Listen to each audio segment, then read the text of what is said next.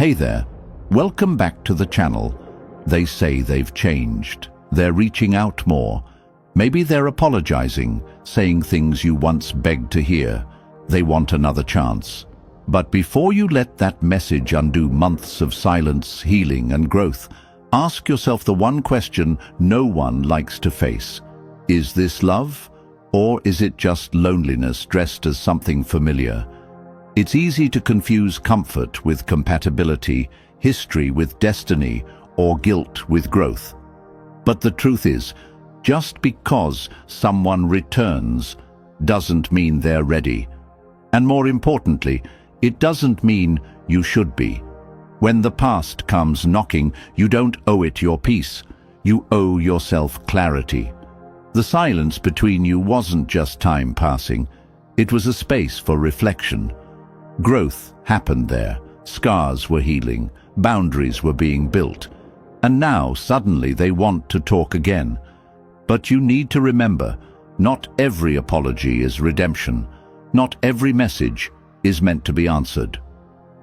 Marcus Aurelius wrote, "The happiness of your life depends upon the quality of your thoughts."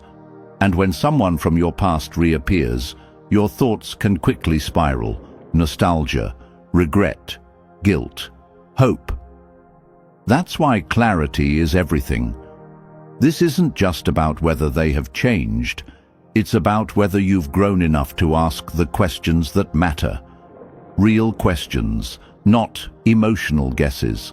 Because it's not about how much they say they care now, it's about whether the foundation you rebuild with them will be stronger than what broke last time. In this video, we're going to walk through 7 questions you must ask before you even consider opening that door again. These aren't just relationship questions, they're soul check-ins, because your peace isn't worth gambling for a maybe. Your healing is too sacred to throw back into chaos. This video isn't about judgment, it's about empowerment. Whether you're still in pain, just got that "I miss you" text, or you're quietly considering if it could work this time, I'm here to help you pause, breathe, and think. Not emotionally, but rationally, like a Stoic. Because you don't need to act fast. You need to act wise, and that starts now.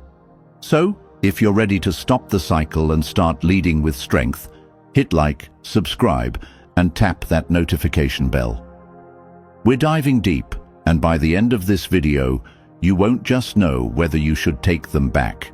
You'll know exactly why. Let's begin your emotional comeback with truth. Question 1. Why did we break up? Before you entertain the idea of giving someone another chance, the first and most essential question you must ask yourself is this: why did we break up in the first place? It seems obvious, but when emotions are high and nostalgia clouds your judgment, it's easy to forget. The mind romanticizes the good and downplays the bad. But if you don't take an honest inventory of what actually broke the relationship, you risk walking right back into the same pain you worked so hard to escape. Was it external factors, distance, timing, or life changes? Or was it something deeper, dishonesty, disrespect, emotional immaturity, or repeated neglect? You need to get specific, not general, not "we just drifted apart." Ask yourself, was there a pattern of unmet needs? Did you feel heard, seen, respected? Did they show up consistently, or only when they feared losing you? Breakups don't happen in isolation. They are often the result of slow, compounding pain.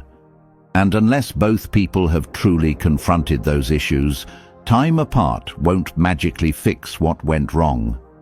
Remember what Epictetus said: first say to yourself what you would be, and then do what you have to do. That applies to relationships too. Before you step back into someone else's life, or let them back into yours, you must ask yourself, what do I want this relationship to be? What kind of love do I want to give and receive? And then ask, Did our old dynamic match that? If the breakup happened because of something fixable, say job-related distance or misaligned schedules, then sure, the situation might look different now.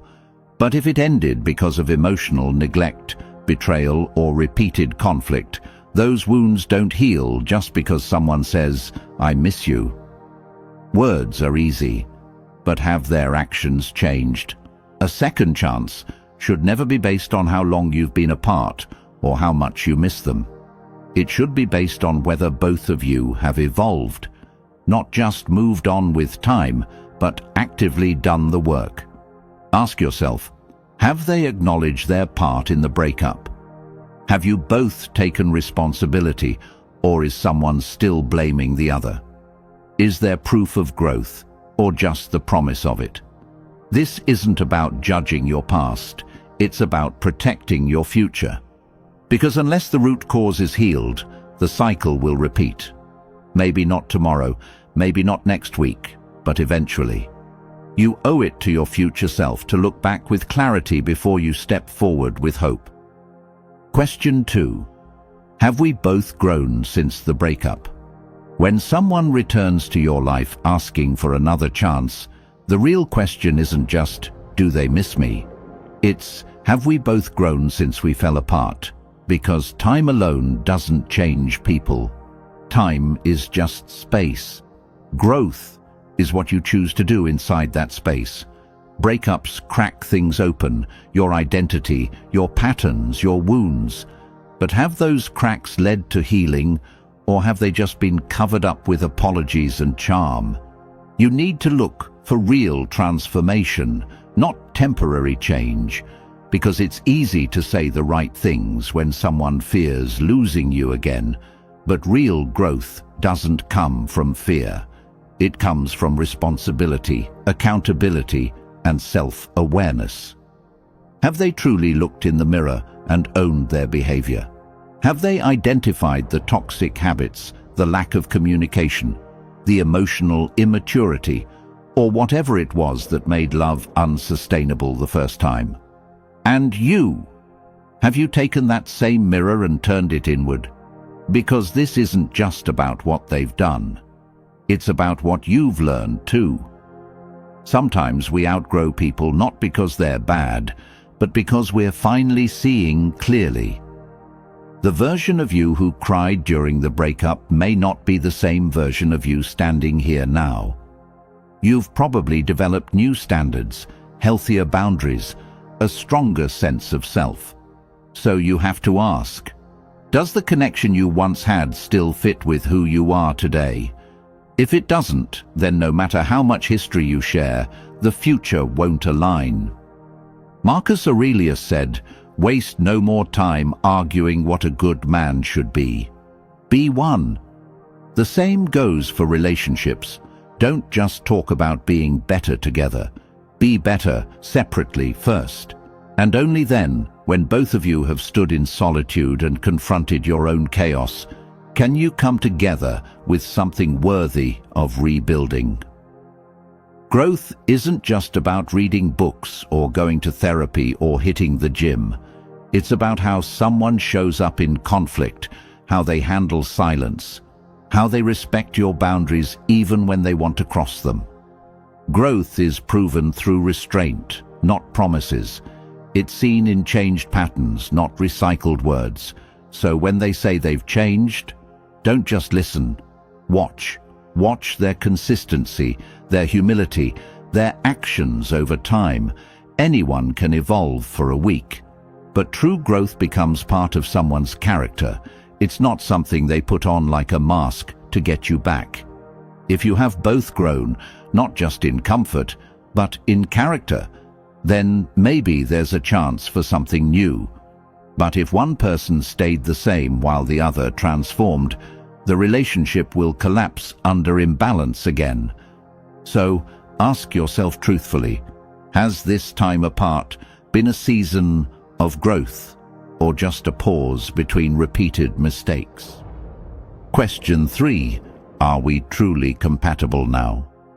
Falling back into an old connection can feel like slipping into a familiar rhythm, but before you get swept up in nostalgia, stop and ask yourself, are we truly compatible now, or are we just emotionally comfortable? Because who you were back then may not be who you are today, and the same goes for them. Time doesn't just change behaviors, it reshapes dreams, values, priorities, and the kind of peace we're willing to accept or reject. What once felt like love might now feel like emotional chaos. What used to be tolerable might now feel like a boundary being crossed. Compatibility isn't about how well you get along when things are good. It's about how well your visions align when life gets hard. Do you still want the same things? Do your definitions of love, commitment, communication and healing still match? Or are you trying to force a puzzle piece into a life it no longer fits? Marcus Aurelius said, "He who lives in harmony with himself lives in harmony with the universe." If you've built harmony within, then the relationship you choose must also reflect that peace. Otherwise, you'll constantly feel like you're betraying your new self just to keep an old connection alive. Don't just ask if there's still chemistry, ask if there's mutual respect. Do they understand your emotional needs, your ambitions, your healing journey? Do they listen when you speak? Not to respond, but to understand. And more importantly, do you feel seen, heard, and safe being exactly who you are today? Because true compatibility isn't just liking the same movies or laughing at the same jokes. It's being able to grow in the same direction without losing yourself. It's being able to disagree with respect, to heal without punishment, to build a life together without asking the other person to shrink. Compatibility is spiritual, emotional, mental, and if any part of that is out of alignment, love alone won't carry the weight. So be honest. Are you aligned in your lifestyle choices, your long-term goals, your family values, your approach to conflict, your vision of success and peace? Or are you trying to make it work by overlooking the red flags that broke you the first time? Just because someone feels familiar doesn't mean they're still right for you. Sometimes love lingers even after compatibility dies. And that's the most dangerous kind of love, because it keeps you tied to a version of the past that no longer fits your present. The relationship might have once felt like home, but if it now feels like a place where you can't breathe, then you're not meant to live there anymore. Love that forces you to silence parts of yourself isn't love. It's emotional compression disguised as romance. You don't just need a partner who loves you, you need one who aligns with the life you're building, because compatibility isn't luxury, it's necessity. Question 4. Is there genuine forgiveness? Rebuilding a relationship without true forgiveness is like constructing a house on a cracked foundation. It may stand for a while, but every storm will test its strength and threaten to bring it down. You must ask yourself honestly, have I truly forgiven them, and have they truly forgiven me? Or are we both just trying to move forward while dragging the weight of the past behind us? Real forgiveness isn't about pretending nothing happened. It's about consciously releasing the bitterness, the blame, and the emotional scorekeeping that poisons connection. It's not saying what you did was okay. It's saying, I'm no longer allowing what you did to control how I feel, how I love, or how I live. Because if you're still holding on to the pain, the relationship will become a battlefield where every argument reopens old wounds.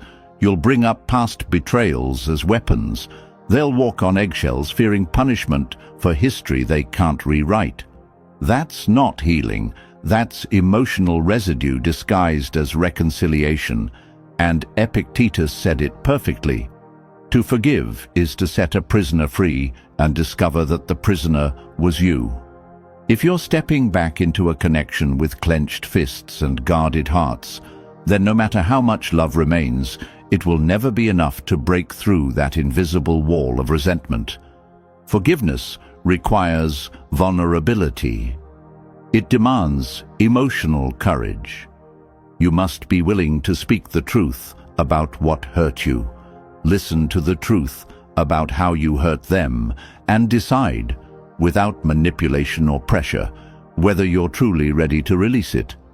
That means no passive-aggressive jabs, no guilt-tripping, no emotional blackmail, just clean, honest acceptance of the past and a commitment not to use it as a weapon in the future. If you can't talk about what happened without reactivating the pain, then the scar hasn't closed, it's still a wound. And a relationship built on unhealed wounds will become a cycle, not a sanctuary. You deserve to feel safe, not suspicious, heard, not haunted. If you're constantly triggered, if trust is on life support, if you feel like you're still waiting for the apology you never got or the closure you were denied, then it's not forgiveness, it's emotional suppression. Don't confuse avoidance with peace. Real forgiveness clears the air. It creates space for new memories instead of walking in the shadow of old mistakes. So ask yourself, am I forgiving because I've healed? Or am I rushing to forgive because I'm afraid they'll leave again if I don't? Forgiveness given out of fear is not forgiveness, it's survival. And love that needs to be bought with silence isn't love. If they haven't acknowledged the hurt, if you haven't felt emotionally validated, if apologies are vague or incomplete, then you're not building from peace, you're building from pressure, and pressure always bursts the pipe. Forgive when you're ready, not when you're desperate. Question 5. Are we both willing to work on the relationship? A relationship doesn't thrive on love alone. It survives and grows through mutual effort, through the shared willingness to show up on the hard days, to have uncomfortable conversations, and to keep choosing each other even when it's not easy. Before stepping back into a former relationship, you must ask, are we both equally invested in doing the work this time? It's not enough for one person to carry the emotional weight while the other simply enjoys the benefits of reconciliation. There must be a mutual fire, a shared responsibility to create something stronger than what broke before. Are you both willing to communicate without blame, to resolve conflict without withdrawing, to apologize sincerely and adjust accordingly? True healing and reconnection demand emotional maturity, not passive agreements or vague promises to do better. It's about clarity, consistency, and concrete action. Are both of you open to setting healthy boundaries and respecting them, even when ego or habit wants to override them? Are you both prepared to support each other's growth without jealousy, resistance, or control? Because love without growth is stagnation, and support without boundaries becomes suffocation. Seneca wisely said, "Difficulties strengthen the mind, as labor does the body." Relationships, too, are strengthened through the trials they overcome, not by pretending difficulties don't exist, but by facing them together with respect and resilience. Have you sat down and discussed your expectations moving forward? Have you explored how to navigate disagreements, triggers, and miscommunications without reverting to the same destructive patterns that caused the initial break? These aren't conversations to avoid, they are tests of readiness. And if either of you hesitates, evades, or downplays the importance of this work, it's a red flag in disguise. Because change isn't real unless it's practiced consistently, not just preached when emotions are high. Look for willingness, not just words. Look for effort, not just emotion. When both people are truly ready, there's a rhythm to how they move together, an openness, a humility, and a sense of shared responsibility that's impossible to fake. Love, in its highest form, is a team effort. You either rise together or fall apart again. So ask yourself, are we both reaching for the same future? Or am I reaching while they're watching? Because a relationship worth returning to is one where both hands are equally extended, both hearts are equally open, and both minds are equally focused on the work ahead. Question 6. Are we reuniting for the right reasons? Before stepping back into a past relationship, you must ask the most brutally honest question of all. What is truly pulling me toward this person again? Is it a return to love or a retreat from loneliness? Often, the emotional gravity of silence, nostalgia, and unresolved longing can blur our clarity. The mind begins to romanticize what once was, magnifying the good and muting the bad. But clarity doesn't come from longing. It comes from self-inquiry. Are you seeking them because of who they are today or because of the comfort they once gave you? Are you motivated by the love you still feel or the fear that no one else will understand you the same way? True reconciliation must be born from strength, not desperation. From mutual respect, not emotional dependency. If you're considering going back because you're afraid to be alone, because you're tired of the dating world, or because friends and family think you made a mistake, pause. Because none of these reasons reflect emotional readiness, they reflect emotional avoidance. Stoic philosopher Marcus Aurelius said, "If you are distressed by anything external, the pain is not due to the thing itself, but to your estimate of it." And that's the core issue. Are you projecting fantasies onto the idea of reunion because your estimate of pain, loneliness, or uncertainty is too overwhelming to sit with? The real danger isn't in loving someone again. It's in loving someone for the wrong reasons. Are you trying to reclaim who you were when you were with them, instead of focusing on who you've become since they left? Because if the motive is to escape discomfort rather than to build something new with mutual intention, the relationship will collapse under the same pressure it once did. There's a difference between love that grows and love that fills a void. One builds a future. The other delays your healing. You owe it to yourself to ensure that your yes isn't a bandage for unprocessed pain. Are you willing to say no to familiarity in order to protect your peace? Are you choosing this reunion because it adds value to your life, or because it distracts you from the parts of yourself you've avoided facing?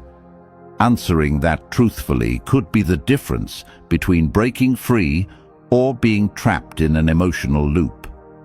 Don't let weakness disguise itself as romance. Don't let fear call itself fate. Real love doesn't beg to be needed. It asks to be chosen from a place of wholeness. So, be honest with yourself. Am I returning out of fullness or out of fear? Because love that's rooted in fear is not love at all. It's avoidance dressed in emotional memory. And you deserve a love that's chosen with clarity, not clung to out of confusion. Question 7. Can we build a new relationship, not resume the old one? If you're thinking of going back, make one truth your cornerstone. You cannot resume the same relationship and expect a different outcome. The version of the relationship that ended for a reason. To return to it as if time didn't pass, as if pain didn't teach, as if growth didn't occur, is to step back into the same emotional trap disguised as comfort. You're not the same person you were during that first chapter, and neither are they. So, ask yourself, can you both co-create something entirely new, or are you merely seeking to restore a version of the past that no longer fits? True reconciliation is not a rewind button. It's a rebuild, brick by brick, boundary by boundary, truth by truth. And that takes courage. It takes clarity. It takes two people willing to let go of their old roles and show up differently, more consciously, more kindly, and more intentionally. As the Stoics teach us, no man ever steps in the same river twice, for it is not the same river, and he is not the same man. Everything flows, everything changes, and if you both haven't reevaluated the entire structure of how you once loved, communicated, argued, and healed, then you're likely stepping back into emotional muscle memory, not meaningful connection. Ask yourselves, can we redefine how we relate to one another? Can we speak up where silence used to reign? Can we listen without ego, support without control, love without attachment? These are not just hopeful questions, they are required foundations. Because without them, you're not building, you're re-inhabiting ruins, and ruins don't support new life, they only echo old stories. To truly build a new relationship, both of you must be willing to confront the ghosts of what was, not to bury them in silence, but to acknowledge and release them. If either of you is still looking to restore the comfort of the past, instead of co-creating something resilient in the present, the connection will decay under the weight of unmet expectations. So be honest, not just with them, but with yourself. Is this truly a new beginning or a soft return to what broke you? Love should not be a loop. It should be a ladder, rising, evolving, and built with conscious steps forward. Don't just fall back into love. Rise into it. And this time, don't build what once was. Build what never existed before, but always should have. Rekindling a relationship is never a decision to take lightly. It demands introspection, honesty, and courage. The questions we've explored together aren't just about finding the right answers. They're about gaining the clarity you need to make a decision grounded in self-respect and personal growth. It's not about resurrecting a past that no longer serves you, but about choosing to create something better, something rooted in authenticity and mutual respect. Stoicism teaches us that our happiness comes not from external circumstances, but from our internal state. So, as you consider whether to reunite, remember that your worth is not tied to anyone's past actions, but to the choices you make moving forward. Use these questions to empower your decision and to guide you towards relationships that align with the person you are today, not the person you were yesterday. If you found value in this video, I invite you to like, subscribe, and share it with anyone who might benefit from this perspective. Drop your thoughts, your questions, and your own experiences in the comments. We're all here to learn and grow together. Stay strong, stay wise, and remember, your worth is not defined by your past, but by the power of the choices you make today.